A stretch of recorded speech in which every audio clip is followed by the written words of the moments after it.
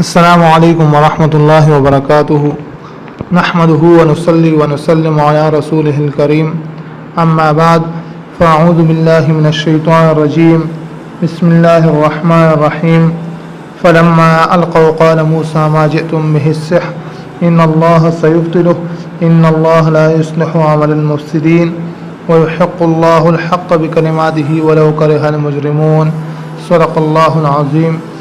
میں ہوں طارق جان حقانی اور آپ دیکھ رہے ہیں اسلام راہ نجات۔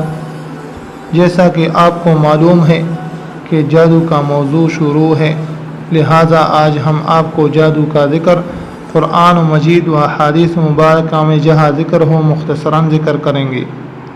ناظرین کرام، یہودیوں نے حضرت سلیمان علیہ السلام پر اپنی کمینہ خصلت کے باعث یہ الزام عائد کیا تھا کہ جادو ہم نے انہی سے سیکھا ہے، یا یہ کہ یہ علم وراثت میں ہمیں ان سے ملی ہے۔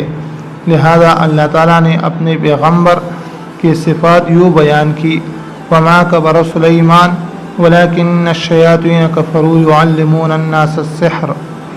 اس آیت مبارکہ میں دو باتیں معلوم ہوئی کہ جادو انبیاء علیہ السلام کا علم نہیں بلکہ شیاطین کا علم ہے۔ دوسری بات کہ جادو ایک شیطانی علم ہے جن کو سیکھا جاتا ہے، نہ کہ یہ خود بخود حاصل ہو سکتا ہے۔ حضرت موسیٰ علیہ السلام کی طرف سے جادو کی مذمت۔ فلما القوا قال موسیٰ ما جئتم به السحر ان اللہ سیبطلہ ان اللہ لا یصلح عمل المفسدین۔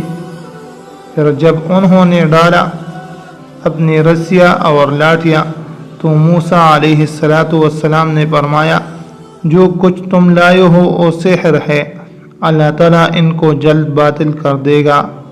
اس آیت مبارکہ سے معلوم ہوا کہ جادو ختم ہونے والی ہے، لہذا ان کا اثر بھی زائل ہو سکتا ہے۔ سورہ فلق میں جن شرور سے اللہ تعالیٰ کی پناہ مانگنے کی جو تعلیم دی گئی ہے، ان میں ایک یہ بھی ہے، وَمِن شَرِّ النَّفَّاثَاتِ فِي الْعُقَدِ۔ نفاسات کی تفسیر حافظ ابن کثیر، امام مجاہد رحمہ اللہ، حضرت اکرمہ و حسن بصری رحمہ اللہ، قتادہ اور حضرت ضحاک رحمہ اللہ یوں کرتے ہیں کہ نفاسات سے مراد جادوگر عورتیں ہیں۔ ناظرین کرام، اس کے علاوہ جادو کا ذکر سورہ طٰہٰ میں آیت نمبر 57 سے 69 تک مسلسل 13 آیتیں، سورۃ الاعراف کی آیت نمبر 117 سے 122 تک مسلسل 6 آیتیں ہیں۔ ان کے علاوہ متعدد مقامات پر اللہ تعالیٰ نے جادو کا ذکر کر کے ایک زندہ حقیقت کے طور پر تسلیم فرمایا ہے، لہذا خواہش مند حضرات وہاں پر دیکھ سکتے ہیں۔ احادیث مبارکہ سے جادو کی ثبوت۔ حضرت عائشہ صدیقہ رضی اللہ عنہ فرماتی ہے کہ ایک دفعہ قبیلہ بنو زریق کے ایک شخص نے، جس کا نام لبید بن عاصم تھا، رسول اللہ صلی اللہ علیہ وآلہ وسلم پر جادو کر دیا۔ نمبر 2، حضرت عبداللہ ابن عباس رضی اللہ عنہ سے مروی ہے کہ رسول اللہ صلی اللہ علیہ وآلہ وسلم نے فرمایا، جو کوئی بھی نجوم کا کچھ حصہ سیکھتا ہے وہ جادو کا ایک حصہ سیکھتا ہے، اس میں اگر وہ آگے بڑھتا ہے تو وہ جادو میں آگے بڑھتا ہے۔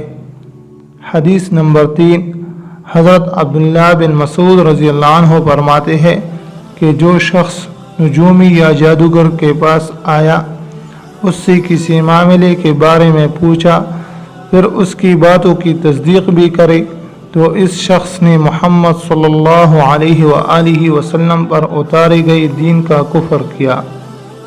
ان تمام احادیث مبارکہ سے معلوم ہوا کہ جادو برحق ہے۔